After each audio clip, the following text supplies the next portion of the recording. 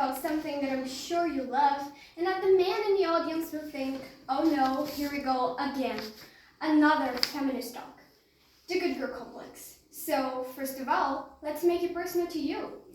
I'm inviting you to think about a woman that is very important to you. Your mother, your wife, your sister, someone you love. Think about how many times they have already wished they were a man. I wish I were a man, and don't get me wrong, I really love womanhood, feminine things, and sparkly dresses. But let's be honest, being a princess doesn't take me half as far as being a superhero. And why is that? Well, maybe it's because we are raised to be princesses and the rules that come along with it. Smile, agree with the guests no matter what they say, dress up right. It all takes away our power, our boldness, our creativity, our chance to be superheroes. Besides, there is a huge gap between the crown and the cape. The crown weighs way more than the cape because it's full of responsibilities. And the cape gives the man that wears it the power to fly over the gap, do whatever he wants to the princess, then run away, leaving her behind. I don't want to be a princess anymore. I'm so sick and tired of it, and I'm sure your mother, your wife, your sister is too. This absurd behavior observed in women, the fact that no matter where we are, who we're with, or what we're doing, we have to always please others at the cost of our own well-being or needs, is due to something called the good girl complex. This phenomenon that we unfortunately got used to is made up of widespread social behaviors internalized by young girls that from the moment we are born teach us that sacrifice is virtue. We see the social pressure to please at home, in educational institutions, and in the workplace. And though gender expectations make human behavior predictable, their demands on women are exhausting. The normal behavior expected of a woman is exceptionally extreme and minimally flexible, all because the female worth and likability is defined by who we can be to others. Which, by the way, highlights the way that gender acts as a restraining force, especially for us, women. And, of course, there is this toxic whirlwind of good girl propaganda floating in our subconscious, telling us that good girls get good grades, so you're less worthy if you don't, telling you you shouldn't express strong wills in conversations because that's bad. I had many experiences of being shamed for taking up too much space, talking too much, or not being nice enough, and I know how bad that is. We learn in childhood about how to respond and what to expect from others in adult lives. While boys are still out there during their youth, we are at home learning how to hide our periods. While our boys are still out there riding their bikes to the park, we are at home learning how to dress up properly so older men won't kill us and put the blame on our skirts. And all of this knowledge is stored in our implicit memory and works as a lifelong unconscious psychological driver, which makes us sing along and not question the internalized misogyny that has always lived rent-free in our society. For example, if you ask someone what they think of when they hear the word witch, most people will come up with a similar image. Old, haggard, ugly, bent-nosed, broomstick-laden, and above everything else, female. And I'm 100% sure that in a normal business day, you wouldn't question the answer at all. Even though, if you look right through it, you see a truth that no one is willing to acknowledge. You only think of witches as women because they made up the vast majority of those accused and executed for witchcraft. And even when men faced allegations of witchcraft, it was typically because they were somehow associated with accused women. So, whenever women decided they didn't want to be good girls, didn't want to manage household life, practice Christian subservience to their husbands, and raise kids, they became targets. They became the perfect scapegoats for the largely superstitious and misogynistic medieval society. And you might be thinking, wait, that was in the Middle Ages, it's different now. We evolved. But it's not. It's pretty much the same thing. Misogyny is still here, it has always been. And the term that conventionally means hatred of women was once a radical accusation. Now, it's less harsh to hear, but paradoxically, even as the term becomes more commonplace, it has grown more trenchant. It captures the cognitive dissonance of our moment, in which women are seemingly revealed and revered, running for president and still having to fight for paid maternity leave. And you might question yourself, why does that happen? Maybe it's because good girls give up on their jobs and stay at home to take care of their children. Good Good girls don't question their bosses, and they definitely do not ask for a few more months to heal after giving birth. Good girls don't run for president, and if they dare to do so, they feel the pressure to present themselves as likable in a way that male politicians do not. They feel the need to emphasize their relationships with men, especially if they're married. A quote of the American feminist Andrea Dworkin can sum it up pretty well. What she says basically is that it's always our fault. Women are always perceived to be man-haters when all we want is accountability and respect from men. Which, by the way, sounds a lot like a Nike ad the era during the Oscars in 2019 to a warm reception on social media, in which Serena Williams says that if we show emotions, we're called dramatic, if we want to play against men, we're nuts, and if we dream of equal opportunity, delusional. When we stand for something, we're unhinged, and if we get angry, we're hysterical, irrational, or just being crazy. It's not an exaggeration. The misogyny hidden in the good girl behavior really is impressive. The Everyday Sexism Project, which I'll tell you about now, launched in 2012 and now consists of hundreds of thousands of readers' stories on sexism. And it only exists because the founder, Laura Bates, was sick and tired of the constant harassment she had been suffering only because she was a woman. So when she started to ask other women about their own stories, she couldn't believe how many things they had to share. I was on Twitter a few weeks ago, and a woman replied to a tweet about internalized misogyny. And she said that she had heart surgery recently, and when she went to her doctor to ask him about when she could start resuming exercising, she couldn't believe the answer she got. What he said basically is that, well, she could do light housework, but she waited a while longer before she started hoovering. I mean, you gotta laugh, because that's just so ridiculous. There's no way that he would ever say something like that to a man. And it makes us realize that, well, it's so easy to dismiss women and ignore them and disbelieve them. And that's what we have always been throughout the entirety of our lives. You're overreacting. You're making a fuss about nothing. It wasn't because you're a woman. Lighten up. Get a sense of humor, you know.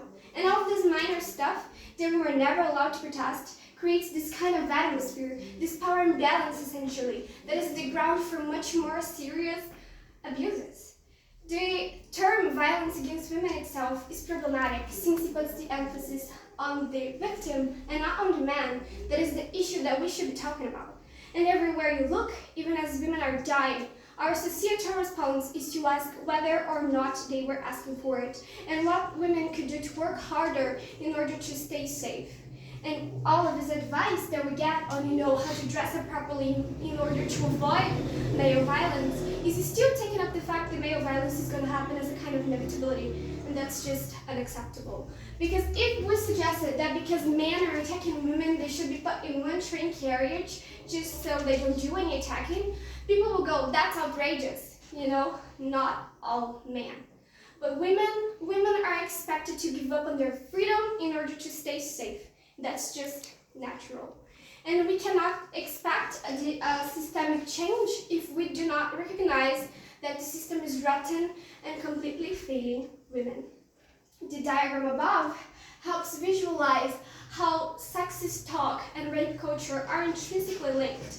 And when we consider that 1 in 3 women across the globe will experience male violence throughout their lifetime, we see how vital it is to fight sexism in all its forms. So what can you do? Well, first of all, don't laugh at a sexist comment. By laughing, you're saying this is okay with me. And don't just let it pass. Call them out on it. Remind them of their better selves. Express your disapproval, and always remember to set your boundaries. Also, remember that men and women face internalized misogyny as a direct result of things that were passed down to them, because it's the systemic thing. So it's not always going to be shocking, Maybe your loved ones aren't experiencing the mind-blowing side effects of being a good girl in a misogynistic society. Maybe they aren't dealing with the global issue of menstrual poverty, but they are suffering too, because it's not only about those little girls that often miss 1 or more days of school during their periods because they don't have enough money to manage it. It's not only about those women that often face social sanctions during their periods. Instead, it is about me, it's about her, your mother, your sister, God. It's about Taylor Swift. Yes, Taylor Swift. The feminist icon has fought misogyny throughout her entire career, and her history is perfect to show us that no matter how powerful, rich, and strong a woman is, she can still fall victim to the good girl complex. Taylor Swift has endured systemic misogyny since her emergence in the music industry. From her constant harassment in the media because apparently she only writes songs about her boyfriends, to sexual assault and loss of rights to songs she wrote herself, and to having to fight to speak up about politics, Swift has endured systemic misogyny ever since day one. And believe it or not, only in 2017, after her then 11 years career, that she completely ditched the good girl image she so vehemently clinged on to and tried to preserve. She then leaned into the version of herself that the media created and profited off of it, which honestly was so smart. And believe it or not, her Reputation Stadium tour remains one of the highest grossing US tours, bringing $266 million. I guess that means people liked to see the American sweetheart become her true self, a bad girl. Then, after this unbelievable comeback and fed up with the constant ridicule she was facing purely because she was a woman with a public dating life, Taylor released the song The Man on her album Lover on August 2019. The tone of the song shows her clear frustration that male celebrities do not face the same consequences as female celebrities, in this case, when it comes to dating. We stand therefore at a crossroads, which is fitting since crossroads are sacred to witchcraft. Will we continue to fear and punish women with power, to call them evil? I'll make Taylor Swift's words my own, because I'm so sick of running as fast as I can, wondering if I'd get there quicker if I was a man. And I am so sick of them coming at me again, because if I was a man, then I'd be the man. Incredible, exhilarating, exciting times will come if we compromise to be bad girls from now on. A toast for us women that have to fight to survive every single day. And for you, dear men in the audience, don't think that I forgot you. You better start celebrating female strength, because us, women and witches, are not going away. Thank you. That was it.